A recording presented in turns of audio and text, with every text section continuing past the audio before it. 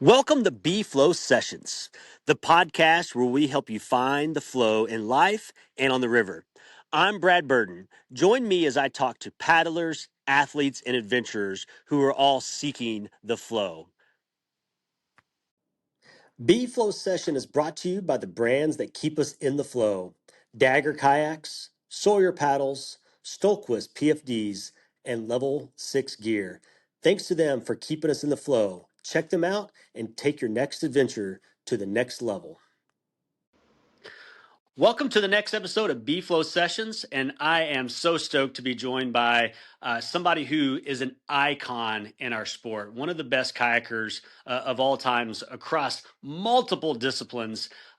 This chick, and I say chick, she knows that when I say chick, I mean that with the utmost respect. That's like a badge of honor. This chick has won the green race 14 times. She's been on the US Freestyle team. She's done class 5 expeditions, first ascents all over the world. Adriene Levknecht, welcome to B Flow Sessions. Hi, thanks for having me. Absolutely. And I do want to start off by saying, unfortunately, you have a little, accident on the water at the green race recently. Kind of tell us about what's going on and catch everybody up with that. Yeah, so paddling into the green race, I was with Shane Benedict and Snowy, and I ran go left, and I just caught my paddle on the river right shelf. That's kind of a little bit more undercut than it used to be, and it just pulled my arm back, so I dislocated my shoulder. So that also meant that I couldn't race. Which was a bummer, but. Chris Hargis put it back in, who's a PA. This is just a reminder to, boat with friends who know how to put shoulders back in, because my shoulder was only out for like 5 minutes maybe. But I also stayed super calm. I was collected. I was breathing, making sure that my muscles weren't firing too hard, because I knew that was going to make it more painful. So just another thought, just to be able to breathe through stuff and discomfort, it was very mind blowing for me to be able to do that. So then I hung out for the day at the green race. I actually ended up gate judging for the giant slalom, which was super fun. And I loved it. The green race is a part of my life, and anytime that I can give back to the green race, that's what I'm going to do. So it ended up actually being a really good day. And this whole injury has kind of been a lesson in humility for me.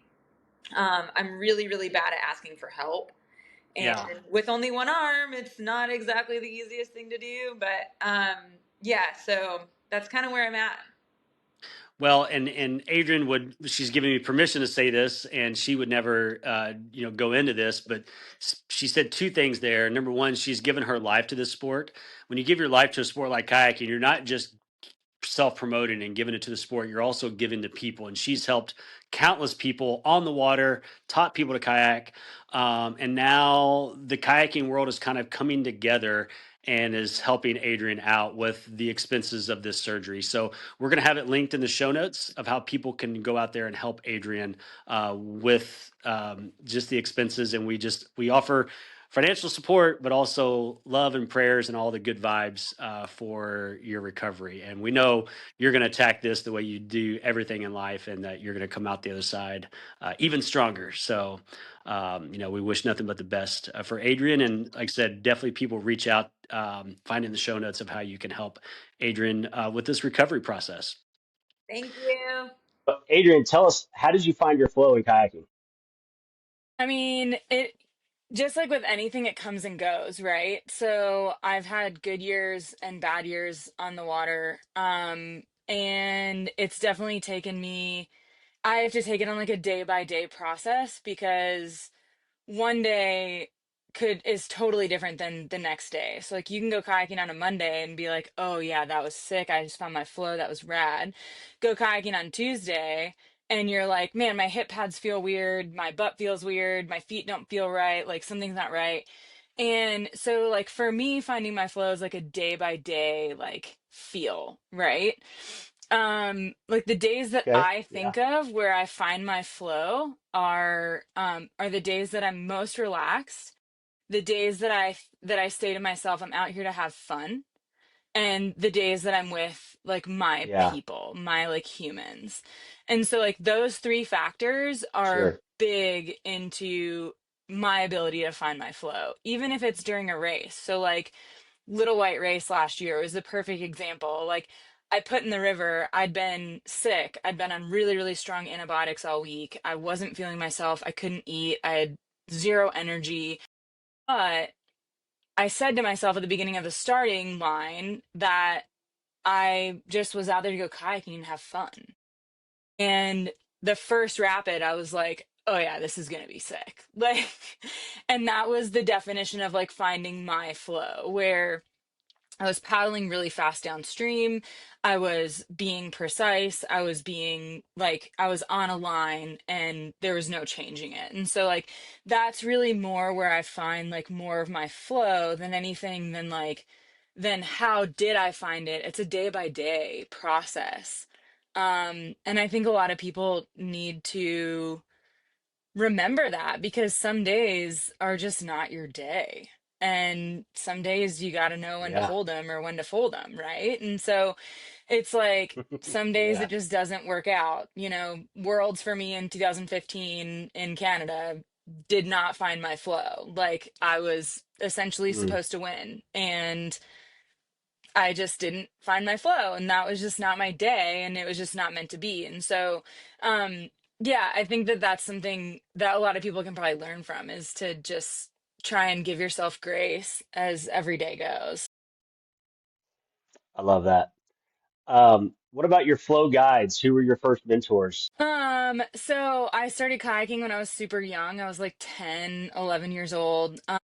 The first guy that really taught me whitewater was John Clark, who worked at the NOC in North Carolina. He has since passed Hmm. away, but he was one that Yeah. like helped me through a lot of my going from like class 2 to class 3 into class 4.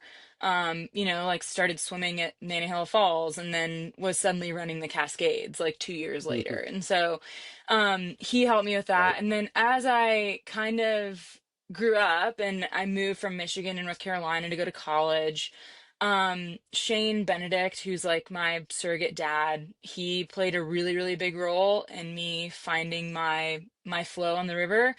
And then, mentors that have been around me forever, like Andrew Holcomb and Anna Levesque. And Mm, then you add in all of the old school bros, so like Tommy Hillicky, John Grace, Billy Murphy, all the LVM boys, and they were really the ones that like originally taught me um to just not be stressed out. Like you have one bad line, that doesn't mean that the whole river is going to be awful.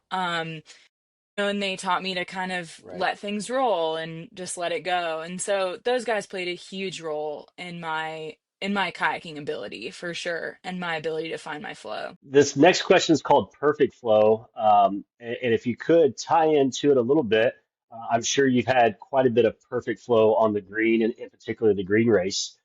Tell us about a time when you found just perfect flow on the water, but also tell us about some of the green race experiences. I mean, I've had a lot of them. I did 18 years of green racing. Honestly, my last green race, so the green race that was in 2023, that day was just one of those days it's a very special day to me. Like it's not just a race, it's about community. Being on my home river, it's about being able to celebrate the Mama Green and like all of our friends and family. When I finished that race, Brad McMillan looked at me and he goes, "You did it." And that was when I broke the 4:30 mark. That was my like Wow. that was my day of like just knowing I knew that I had broken 4:30. And that was huge for me. Like that was a really big win in my book. And I knew, however, that I could go faster, which was super frustrating. This is the perfectionist in me coming out. Um, yeah, I made a couple of mistakes here and there, but it's also like with races, especially that are 5, 6, 7 minutes up to an hour long. You're gonna make a couple mistakes here and there, and you just have to know that you Right. can. get back up and pull your pants back up and keep going. I did have a year, 2013 was pretty rough on me. It's the year that Shannon Christie died on the Potomac. She was my best friend, and Yeah. I had a pretty rough green race that year. I actually flipped twice in Zwick's, which not very many people knew about. And I Hmm. also, it's also the only time in the green race that I have flipped, which Oh, wow. is pretty crazy to think about. And I flipped twice in like a 30-minute or 30-second span, like literally back to back. But yeah, that was not a year of finding my flow, that's for sure. Like, I had some adverse things happening in my life, and my brain was definitely not in it. And so I just didn't have it then, which, it's fine. You go back next year. That's right. And oddly enough, the next question is flood. Tell me about some times when things went wrong on the river, but that kind of uh, definitely counts as that. And so many times, right, when things go wrong on the river, it's because things off the river aren't right either. Like in that situation. But any other times that you can think of that you want to share where things were just not right on the river? Man, I've had so many. I mean, I had like a Raven Fork lap in North Carolina and Cherokee where I swam twice. And like my mom was watching Wow. me from the shore. Yeah, like there's, honestly, when you kayak on class 5 rivers for as long as we have, like you're not always going to be in your best. But then you have the choice, like, do you want to hike out and give up, or do you want to just keep going? And that has a lot to do with the humans that you're paddling with. But yeah, like a lot of outside circumstances dictate how your paddling is going to be. A lot of people take pride in being able to put behind the things that are going on land, when you're kayaking, but they're still Mm, there. Like those feelings are still there. yeah. I had Yeah. a really bad rash of time after Shannon died where like I was positive that if I made a really big mistake that I was going to die immediately. Mm. Oh, and that was just like something that I had to work through as a kayaker. And also thinking, do I still really like this sport? Do I actually want to be here? Like, yeah, extenuating circumstances can sometimes like potentiate you not finding your flow. That's interesting. You said like second guessing whether or not you want to be in the sport. I'm just now returning to the sport after a 20-year hiatus. From 1997 to 2005, I paddled 300 days a year on the freestyle circuit, doing really hard class 5. And I got to a level where two things were happening. I wanted comfort in my life, so I wanted to get a job where I could make some money, have like a TV and a couch and a bed and things. But also, I was at a point, and I hate saying this now, like because the point I'm in as a paddler now. But at the time, I was either scared or bored. Yeah, first I can feel that in my soul. And that's like definitely something that I've had to work through. Like, and I have lost that feeling now because now I'm just really grateful for any days that I get on the river, no matter where it is. 1,000%. Um, Yeah. and that's a different mentality that you have to go into with kayaking in general. Like after you've really, really pushed the limits for as long as we did, how do you still enjoy something that's not as dopamine releasing, right? And so, like, how do you still enjoy going to the Nantahala or, going and bouncing down a low water, you know, I don't know, Tuckasegee or something with like your friends' kids? Like, and so you find joy, like you find yourself trying to find joy in other things, which usually comes with watching other people learn. And that's huge. That Right. was why, I spent 5 years working for First Ascents teaching, young adult cancer survivors how to Mm, kayak. And that was because I had lost the yeah. love for kayaking. I lost a lot of friends in a short amount of time. I thought that I hated kayaking. And then I realized that kayaking isn't just about pushing the limits, it's about community, it's about Yeah. friendship, it's about finding your family on and off the river, and then being able to find peace on the water and realizing that you don't Yeah. have to be scared all the time in order to go kayaking. So, full disclosure to our listeners, I have a spreadsheet with questions for our topics that I send to our guest. And either I did not send it or Adriene's been extremely busy fighting fires out west. She didn't look at it, but it's almost as if she has studied it because every story she tells is exactly what the next topic is. And the next topic was low flow, times you've been away from kayaking for various reasons. So again, you covered that completely.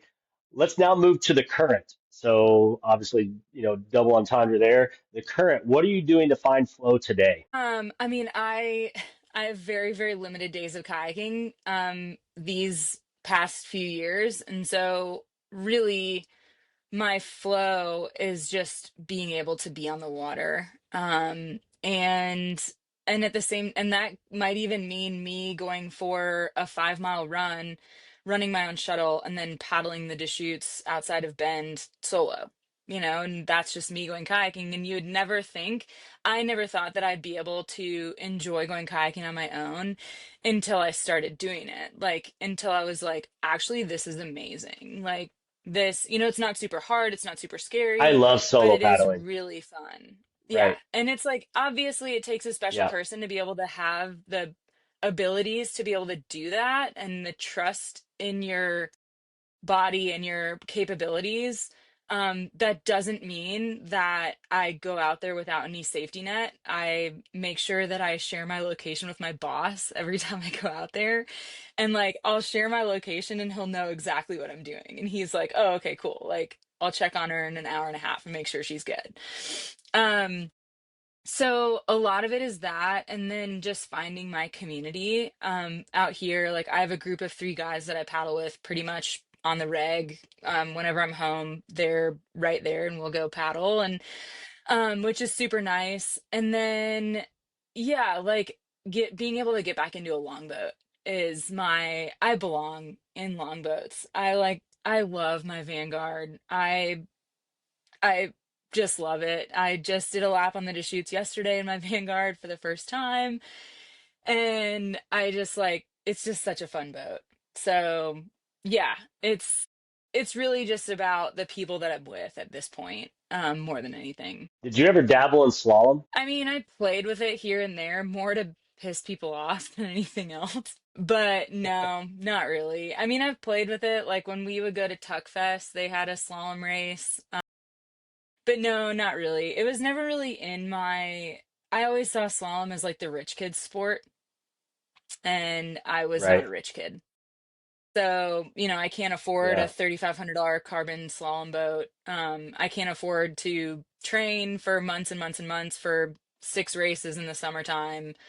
Yeah, it just Yeah. Good wasn't point. really ever my cup of tea. I would rather be out in the middle of nowhere, like on the Middle Fork of the Salmon, Yeah. or doing laps on the North Fork, or, going up to the Little White when it's 4 feet. Like, I would rather be going to do stuff like that and being in nature than being in a concrete jungle. Yeah. I was the same way, learning to paddle at the NLC, all the slalom racers, and I was like, no, I want to go to the falls and do enders and go up to the Cascades and stuff. But I cross trained with all those guys and lifted with them, and like you learn a lot about training and strokes from them for sure. Yeah. Oh, yeah. I mean, I'm not saying that, watching Jess Fox paddle, I try and emulate the way that she paddles. She's strong, she's precise, she's fit, is very, very calculated on every stroke that she takes. And I try and emulate that when I go do some class 5 race somewhere. Well, that's why I asked is because like your body type and your paddling style and the fact that you love longboats, like you look like a slalom paddler. So that's why I asked if you had had like some sort of background in that. So that's a compliment, by the way. Thanks. Uh, what about flow advice? What advice would you give to two people here, two different people? One, a person who's just trying to start kayaking, and the second, to an older person who may have been away from the sport for a while who's looking to get back into it. I mean, for both of them, I would say on both sides, give yourself grace, right? Nobody is perfect. Um, Nobody has gotten to be a a a proficient kayaker without days of not finding your flow. Like there's all of us struggle with it. Kayaking has a super, super tough learning curve. It is very unforgiving, and it's difficult, but at the same time, like, what are you like, my questions usually to people who are getting into kayaking is, what are you getting into it for? If people are like, oh, well, my friends do Mm, it, so I want to do it. I'm like, I don't really know if that's the right answer. Like, the answer that I gave when I got into whitewater was that I wanted to spend time in nature and test my limits. And I was 10. Like, I had no idea that literally, what, I don't know, 30 years later, here I am, like, still being a kayaker, and my poor parents are like, are you ever going to grow up? But like that, so I would always say, like, give yourself grace and get into kayaking for the right reasons. I also got into it because I was acutely aware that I would be able to see areas that not very many other people get to see, and go into these low populated areas in the middle of nowhere, and at the same time be able to have these really really cool experiences with other humans who are like-minded, who enjoy being in the middle of nowhere on a river and being able to, like, build that camaraderie and that teamwork together. And so I would also just say, find your people, find your crew, and give yourself grace, give yourself time to learn. And Rome wasn't built in a day. Nobody becomes fluent in a language in a week, you know so just remind yourself of that. Love that. so now I want to talk about, even though you may be injured right now, we're going to run some metaphorical rapids together. This is our rapid fire Mount Rushmore, and I'm going to throw out a topic to you, and you're going to give me your top 3 to 5 from every category. You ready? I'm ready. All right. Favorite kayaks of all time? The Vanguard is number one. Mhm. Let's see. Okay. Oh, the Project 48. The best playboat ever made. Love that Okay. boat. Let's see. I really, really love the Indra.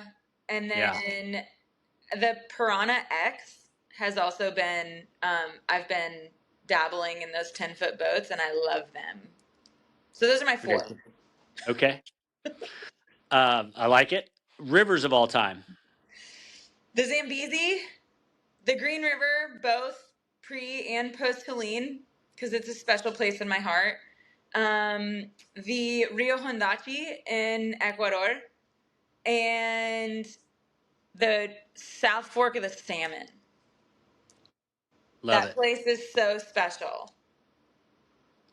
What about countries to paddle in? I mean, every country is great to paddle in. You know that. I do.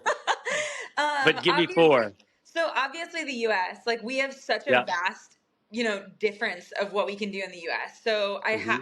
we can't discount the United States. Yep. Ecuador is definitely up on my list because everything is so put together. So everything is so close and it's just so, Right. like, all right there. Ecuador's rad.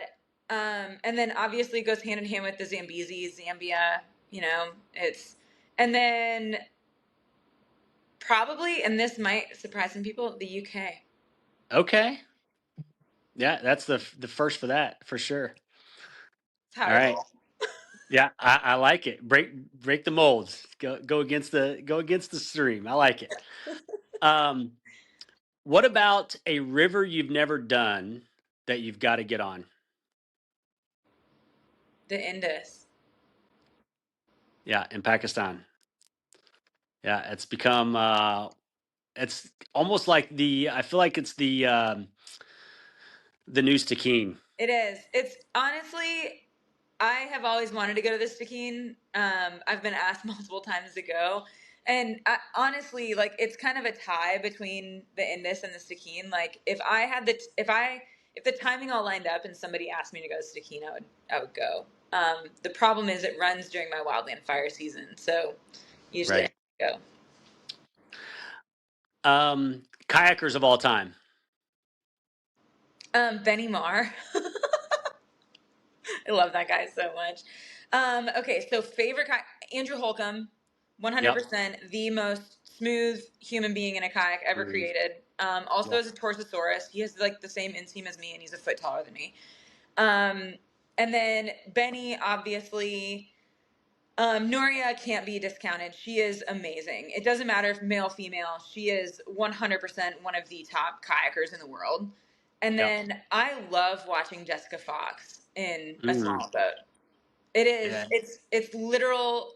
It's music on water. I totally agree. Yeah. Yeah, that's a good list. Yeah. That's a good list. All right, now final flow. I want you to think about the river goddess has come down, and they've said, Adrian, so many things in life we don't know when it's our last time, but you get to know that this is your last time in a kayak, and that might be heartbreaking. But to make it up to you, she's going to let you pick your river, pick your boat, pick your age, and pick your crew. What do you got? Oh man. So, in all honesty, this is gonna sound really weird, really kind of lame coming from me. I don't care what river it is because kayaking to Mm, me is a lot about the people that I'm with. yeah, So it's gonna be any river, anywhere, any age, anytime. But the people that I would want to be with would be Shane, Benedict, Andrew Holcomb, Snowy, and then I would I would ask that goddess to bring me back some of my humans that have yeah, left. So, Maria Noakes, um, sorry, Whew, I'm good. Shannon Christie, you know, I miss both of them a lot. And then John Clark, who taught me how to kayak at the Nanahail Outdoor Center. Um, these are all people that were not only foundations of my like upbringing, but also like created me and made me the human that I am today. Which, if only I could like talk to them all one more time, you know.